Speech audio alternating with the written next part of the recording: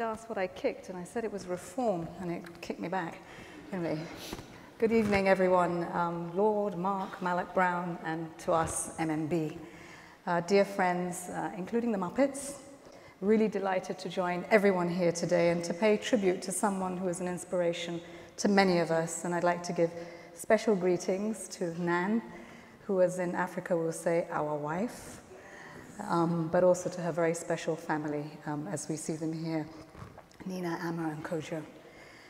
Oh, it's appropriate that we do gather here. I was looking around this hall and thinking, wow, we weren't here all those years ago in Westminster, but this was a place where UN history was made to honor an individual who himself had made so much UN history.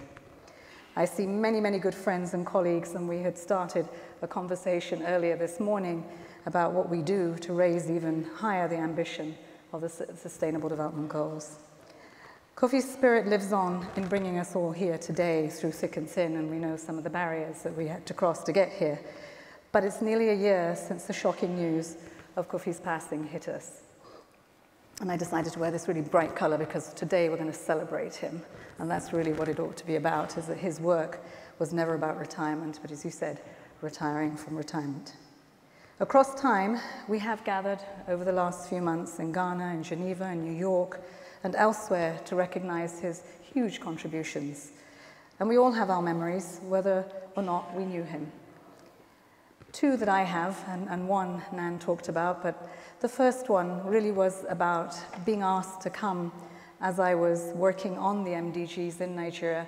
And again, from his efforts at getting debt relief for Nigeria, I was asked to come along and to spend that debt relief. It's $1 billion a year for 7 years in my country. It's a difficult thing to do when you have to do it right, because the headwinds then were certainly great. But having done that, I was asked to come and shape the SDGs. And as Mark had said, the MDGs themselves proved that we could galvanize the world together around goals. So goaling worked. But how did we make them sustainable? How do we really reach everyone and make sure that no one was left behind? And so when we got the opportunity to do the SDGs, long conversation with Kofi, do I take the job or don't I? I have no idea about the UN. I've never worked outside of Nigeria, and going to the United Nations, that was really a stretch. So do I do it or don't I? And he said, yes, of course you do. You have to build on the MDGs. One thing you must do is never leave them behind, because they still are unfinished business. And so today, you see a wonderful set of 17 SDGs. The first 6 are the unfinished business of the MDGs. Through those 4 years, he was my touchstone. Every time we looked at challenges that we thought were impossible, how we brought the General Assembly together, how would we introduce Goal 16, one that mattered so much, strong institutions, the rule of law, human rights, something that we thought member states would never agree to. He always had an answer, and it was always about going back, either to the drawing board or to draw on people and partnerships to make it work. So, of course, once we got the SDGs, my job was to go home and try to implement them. And that was a huge challenge, but one that I really look forward to, because 4 years of trying to carol the cats, herd the cats, right, was really tough. It was a collective effort, and there are so many of you here that have contributed to the ambition. Going back to my country, Nigeria, and to be given the job of Minister of Environment, just about 2 weeks, I think it was, before Paris, which is another hurdle, was an amazing privilege. But to ask to come back and do what infamous people like Mark, Malloch Brown were doing was another unimaginable privilege. And I have to say, again, I went back to my touchstone. Do I do this job or not? Yes, of course you do. And off I came. But then we took on reform. And the memories that I have coming to your home in the most difficult of times and saying, is this really possible? Everybody tells me it's impossible. And he said, I've always told you to remain focused. I won't tell you what he told me to mind in the UN, but he said, you mind those, and you keep focused, and you do the right thing. And that really was what I took with me in the very hard times that people have believed that this reform would not get a resolution by member states, to be fit for purpose for an incredible 17 SDGs and Agenda 2030. So I thank him for that. for giving us the courage of our convictions, for ensuring that we went back again and again until we did the right thing. The second memory Nan has mentioned is of his last endeavors to his own beloved home continent. His first stop, Johannesburg, and we all watched as you linked arms in the cold and marched in marking the centennial birth of Madiba. I'm told it was really very cold and barely above freezing, and I think we could see that from the pictures. Mary, you were there too. But the crowd was warmed by Kofi's presence as they marched together in honor of Mandela's own long walk to freedom.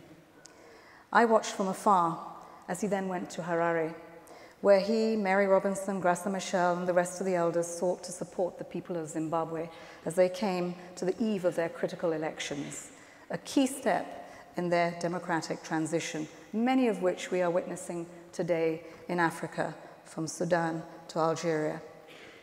During the visit, I understand, and it was Mary who told me, he spent extra time with young Zimbabweans talking not only about their broad aspirations for democracy and prosperity, but also about the nitty-gritty practicalities of constitutional order, effective institutions, and good governance.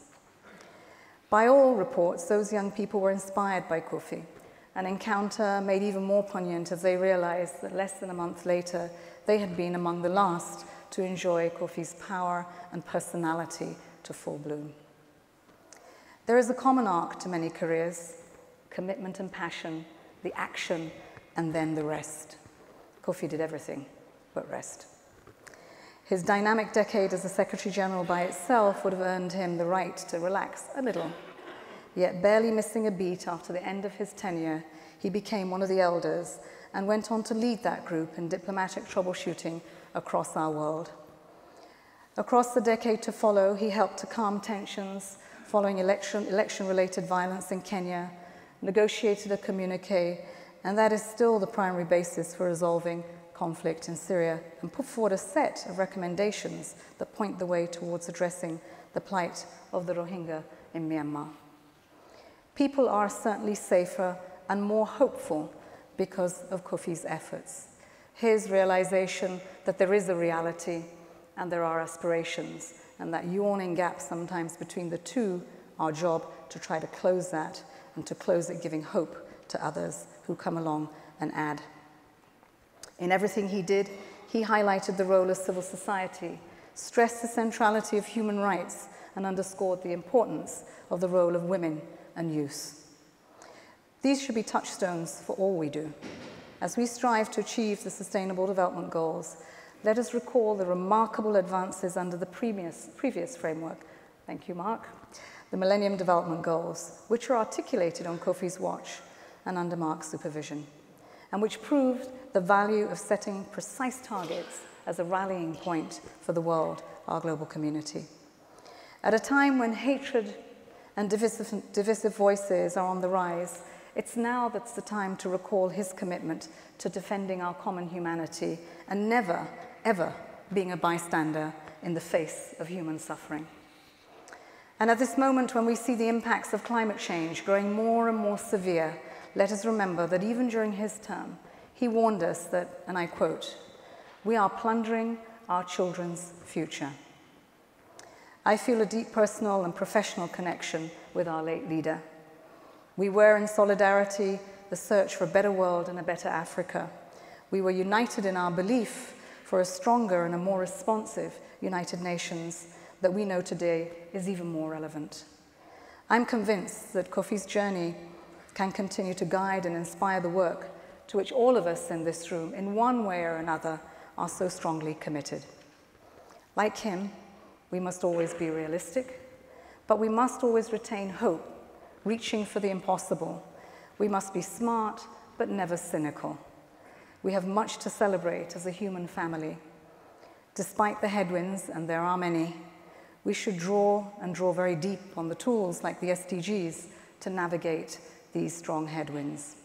We must see every challenge as an opportunity to bring solutions to the table, never giving up. We have much to build on, including the legacy of the remarkable person that we remember today. Thank you, Kofi.